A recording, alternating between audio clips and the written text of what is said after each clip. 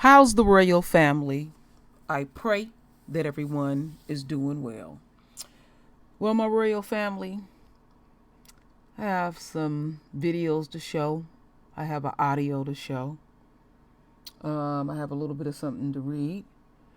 Um, and I'm just going to let y'all know straight up, I'm drained. I am drained.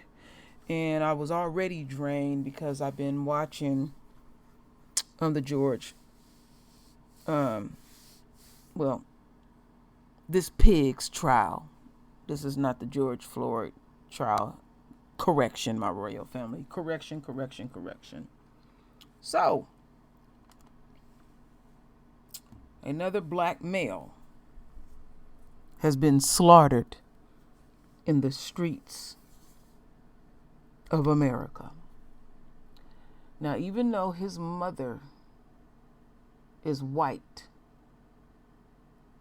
the world looks at him as a black man. They don't look at him as, unquote, biracial.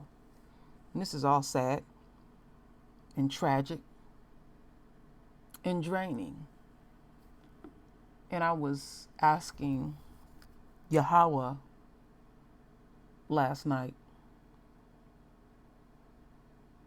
what's the message, Father? This is happening for a reason. And it has shook a lot of people. And I feel bone weary at this point. And I'm going to go much deeper into all the shenanigans that's going down. But let's deal with the unquote backdrop.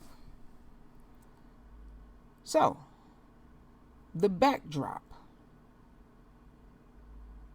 This pig murdered our king. And this is the week to dirty him up. This is to assassinate his character. They had a demon on there today. He had like snow white hair. And he essentially, he's an unquote expert being paid, essentially said Floyd pretty much deserved what he got. You know, when the enemy want to describe us, and let's start with our royals. They make our royals older than what they are. They will refer to our royals as young men and women. And they can be 5, 6 years old. Oh yeah. And then they'll do the reverse of when it's their own. All right. That's why I am very clear in my intentions. Every word that come out of True Royal's mouth, I'm very clear. That's why I greet you the way that I greet you. And I say what I say for a reason. Because my words are powerful. So I'm setting up the stage, the backdrop. There is no way we can't ignore what's really going on. So our Father said we're going to be laser focused. They dirtying up our king. And now, this child, you didn't even know they call him a 20-year-old man. In my world, he's a young man, dead, and he's a father. He was a father. And so it's time to dirty him up. Like what they gonna do the rest of this week. Dirty him up. Like I was saying about the daycare situation. And I can't even get to that because I got some stuff where they dirtying up the brother for doing what he was supposed to do. And I reached out to him too. And I passed it on. And I'm going to stay very coded. And he was like, whoa. I was like, yes. We conversed. And You know, that brother said right now he can't make a move because he has counsel. And I said, I respect that. And I'm not trying to get anything from you, my king. With anything that I get, I will pass it on, because they're trying to assassinate this brother's character because he is being a father and a leader. So when the enemy do what the enemy do, the first thing that the enemy do is run to your record, and they are deeply disturbed when you don't have one, because they got to dirty you up. All right. And I'm going to show you all how they getting down. So let's keep that on our frontal lobe. Now, he's dead. His mama is wailing in the streets of America. All right. And I know that some folks, including myself, is not in agreement with,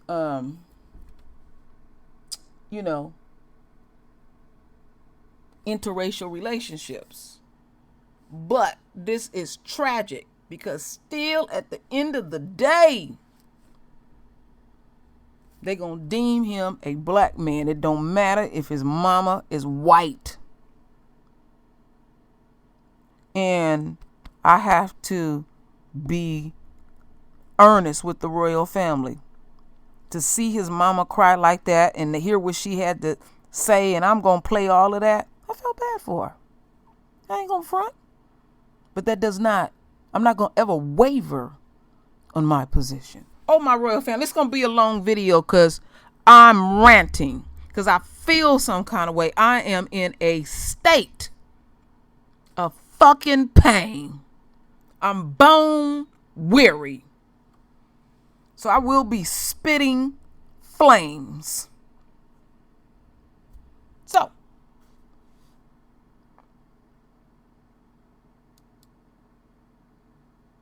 here we go. This is the one. You know, she did what she did. And then you got this old punctified, weak wheel, so-called coon ass mayor. And they making moves on his black ass, because they still got her in a power position. She been on the force, I think 26 years. You know? And they bust some funky moves on him, and I'm going to get there. So, let's get through this, because this ain't an easy one. Because when I get finished with this, I'm going to check out. I need to check out. Because some of these stories that I do drain me, and I'm drained. And I just have to just go somewhere else and meditate and pray and just do what true royal do. So, let's get into this. This ain't gonna be easy, my royal family. And like I said, I got a bonus for you, and the bonus gonna blow your mind. And the bonus ain't juicy. You know, it's just like, wow. Really? Yeah, really. Okay.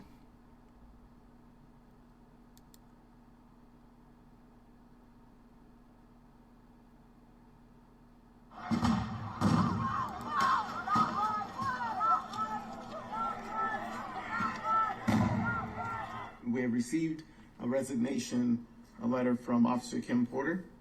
And in addition to that, we have also received a letter of resignation from the police chief. We did not ask her to resign. That was a decision she made.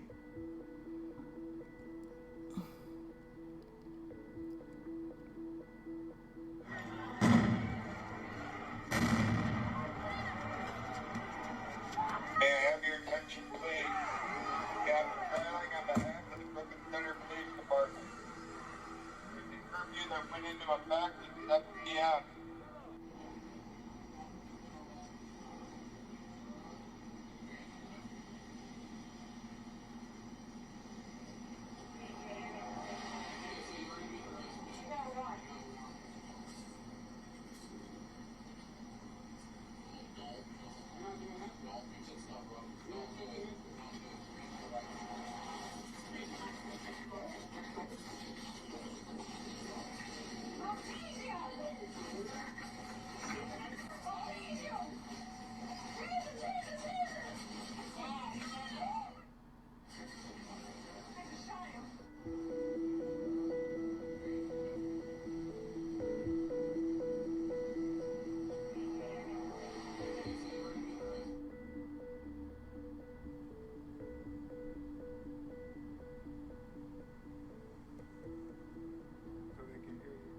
his name! Daunte Wright!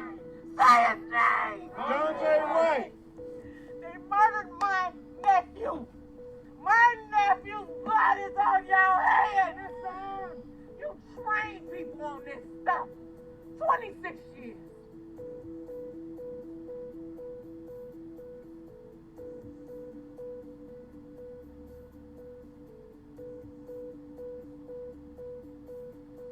I'm hoping that this will help bring some calm to the community. We have to, make sure that justice is served, justice is done.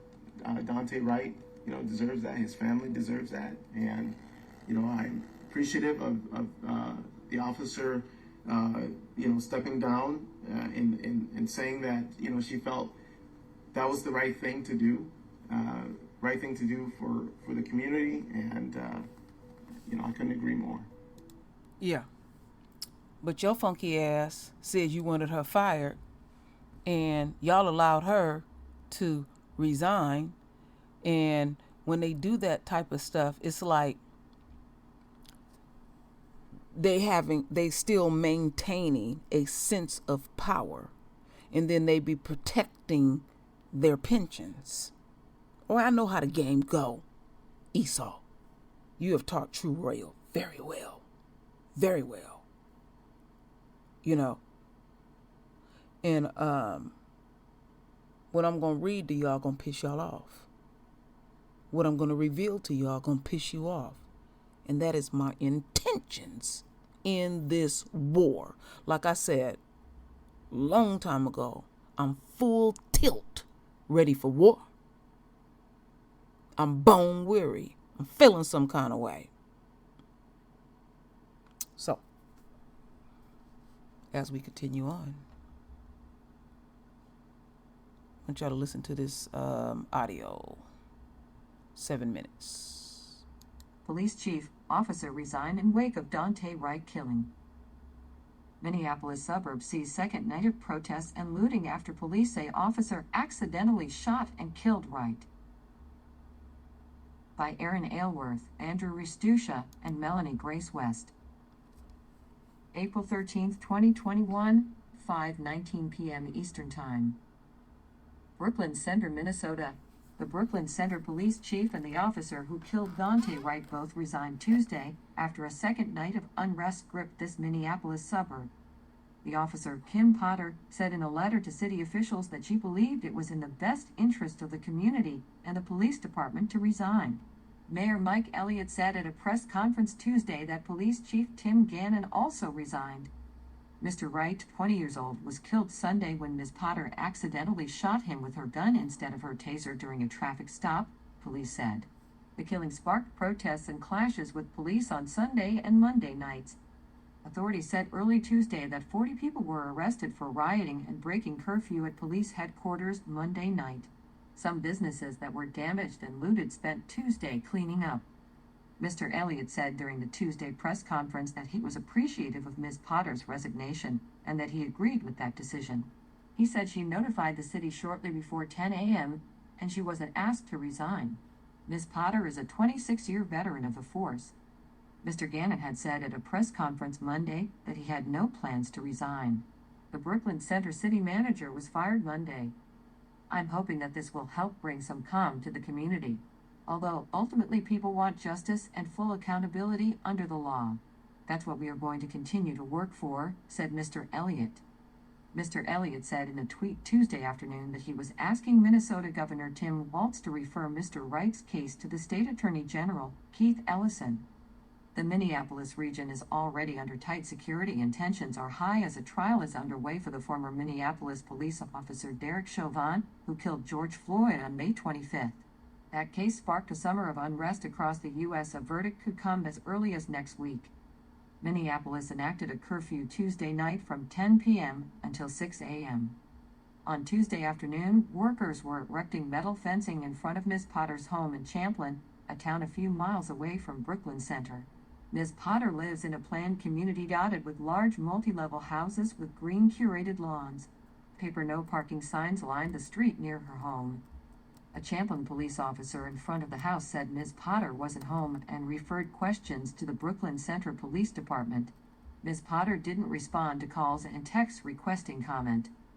A neighbor who said she doesn't know Ms. Potter said the situation has left the community on edge.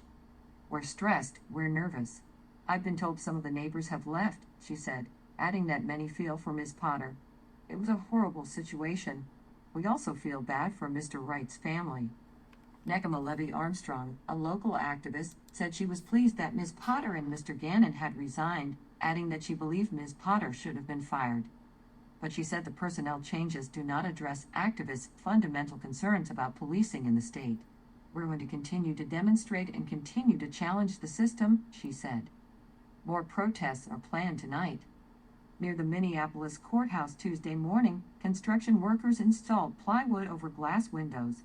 Private security and undercover police were stationed in their usual spots near the courthouse building, which is surrounded by fencing and cement barriers. The prosecution rested Tuesday morning and the defense called its first witness. In the Humboldt Square Strip Mall in Brooklyn Center, workers on Tuesday were sweeping up broken glass at the Dollar Tree, which was looted during Monday night's protests.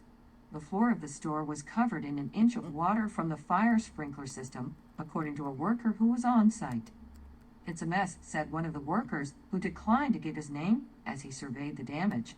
The storefront was covered with piles of merchandise, some of it damaged, sunglasses, paper towels, bottles of apple juice. A row of deflated Mylar balloons fluttered from where they hung in front of a broken window. The Boost Mobile next door also had its windows broken and the floor was covered in water. Many of the stores in the strip mall had boarded their windows and doors with plywood, which was scrawled with graffiti Tuesday. Some of them remained open.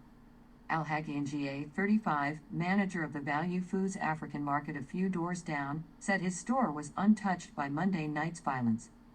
Mr. Njie said he worried what might happen later in the week as people continue to protest Mr. Wright's death.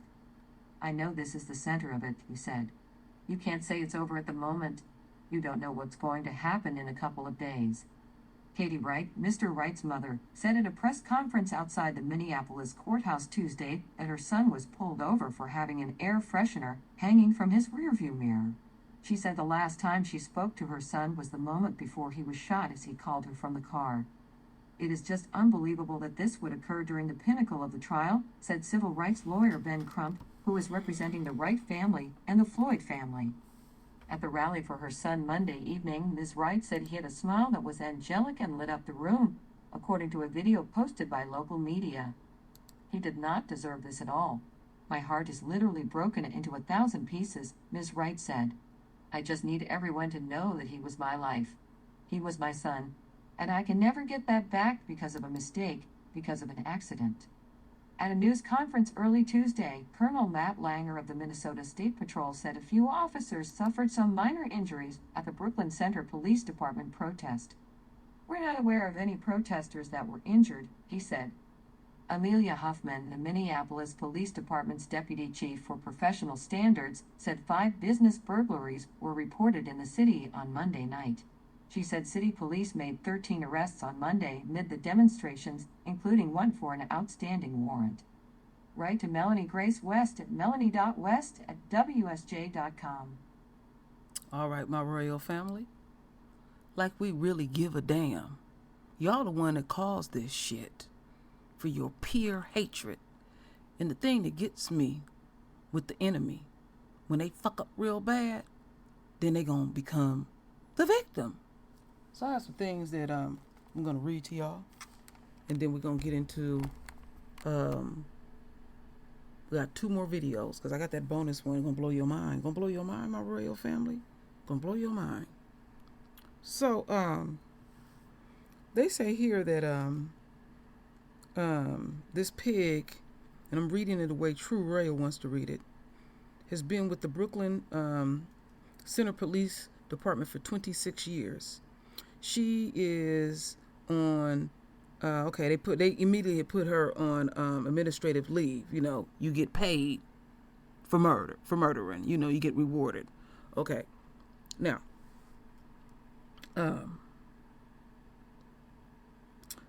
they said she resigned. Check this out.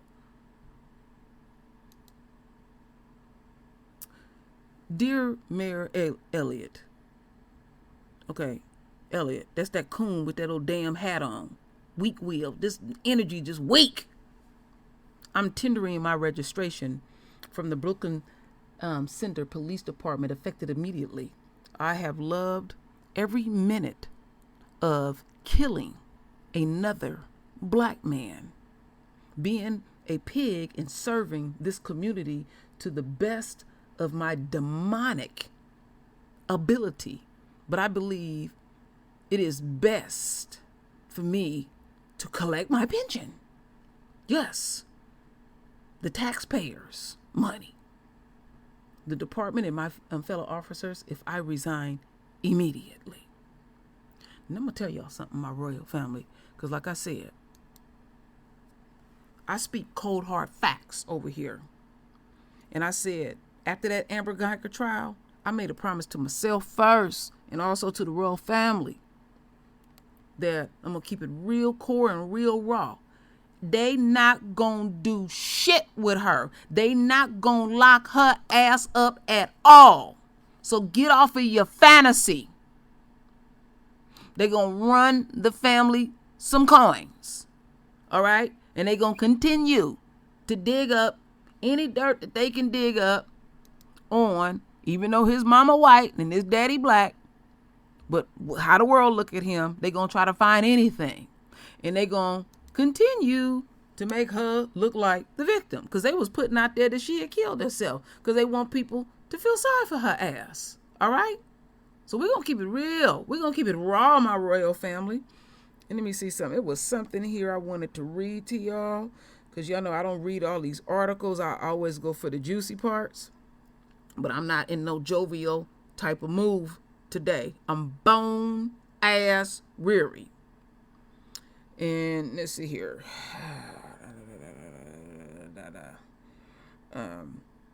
They talking about this shit as an accident and all this type of shit like that. So I found out that this murderer makes over $90,000 a year. That's some good money. All right? That's our money. That's the taxpayers. And so the executive director, Brian Peters, told the Minneapolis Star-Tribune that Porter was training a new officer when she shot Wright on Sunday.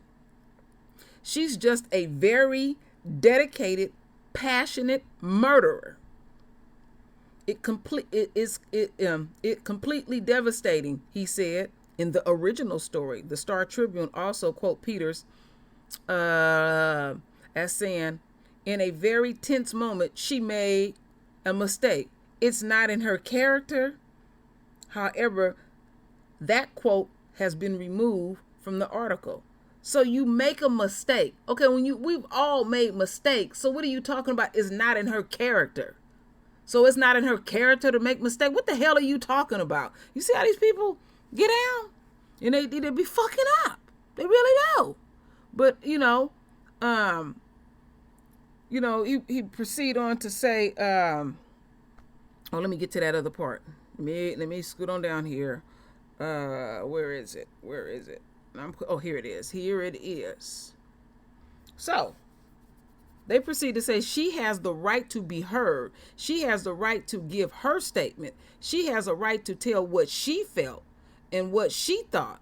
Not what I thought, not what I saw, but what she thought. Gannon said she will not be returning to duty until this investigation has ran its course. All right. Well, y'all did that power move on that weak wheel ass mayor, because the mayor said he wanted her fired. See, they keep trying to secure that pension. I know what I'm talking about. All right. So that's all I'm gonna read, and we're gonna get into the next video. And this one was hard.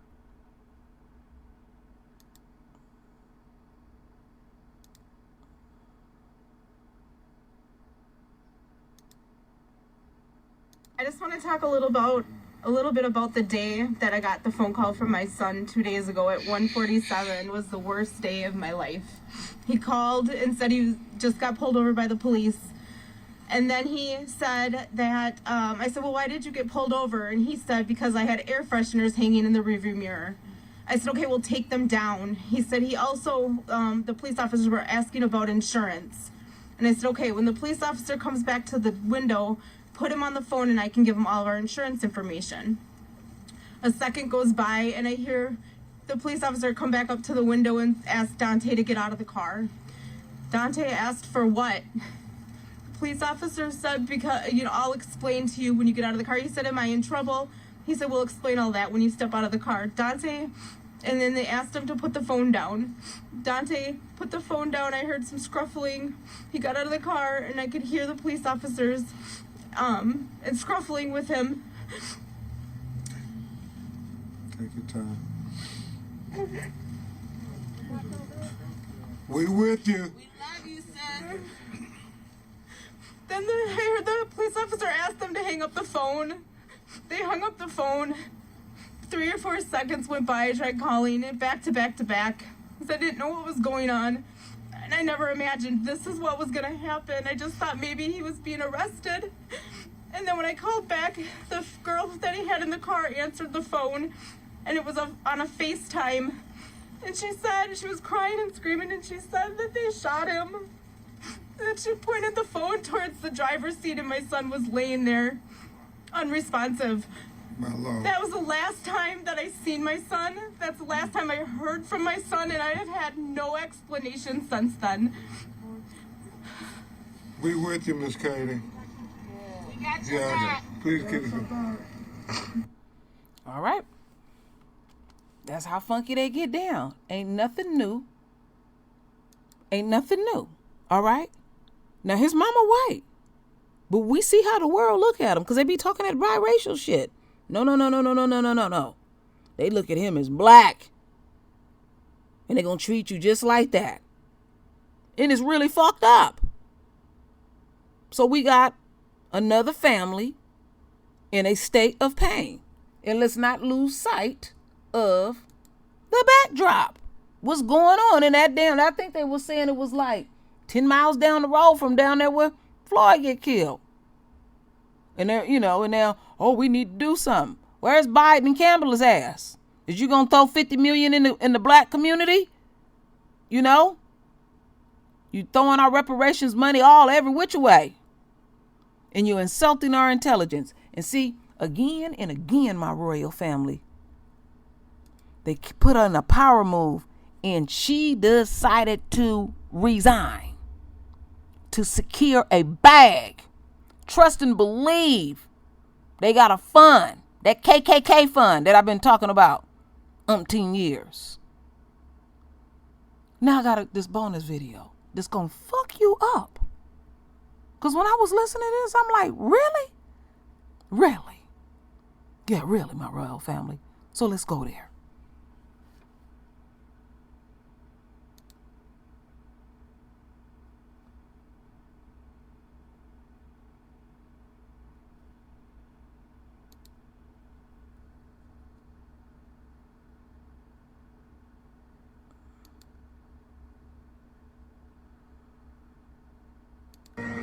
A Fox News alert, more unrest in Minnesota over the deadly police shooting of Daunte Wright. This comes almost exactly 1 year after the death of George Floyd. So what needs to be done to bridge the gap between police departments and the people they serve?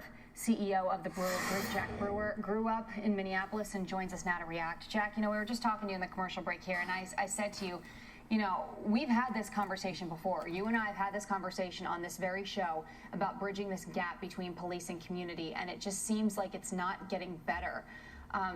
Is there something else that can be done, or do we need to go another route with repairing relationships? I think it goes far beyond just police and whether you're black and white, getting shot.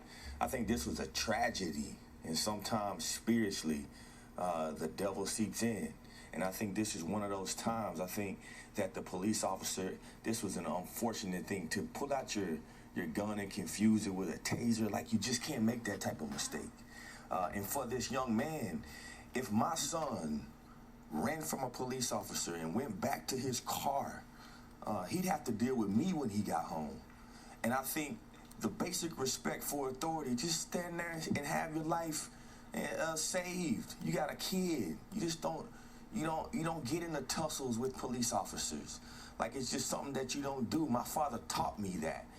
And so you gotta think, like, what are these kids being taught? But then you think about the music that they listen to, and you see the culture that's been created. Not everyone's outside rioting and protesting. What good is this doing? We are not making any progress. This is a humanitarian issue, and humanitarian issues mean that you have to actually do some soul searching, right? Humble yourself, and when authority says something to you, do what they say. Yeah. You talk about progress. The folks who are calling to defund police departments would probably say that their movement is making progress, but at the same time, 63 of the 66 largest police precincts saw an increase in violent crime in 2020. So, these movements to create widespread police reform are, by all accounts, really making inner cities less safe. Of course they are. Look at a place like Minneapolis. I think they have murders and shootings up over 100% in that city over the course of the last year. I mean, come on. You think police officers aren't running around there scared, not wanting the police? I don't see how they're going to hire any more police officers. I know I wouldn't want to be a police officer right now in this society. Police officers aren't trained well enough. Obviously, this lady has been a police officer for I think 2 decades. For her to make a mistake like that is just a tragedy. It's not supposed to happen.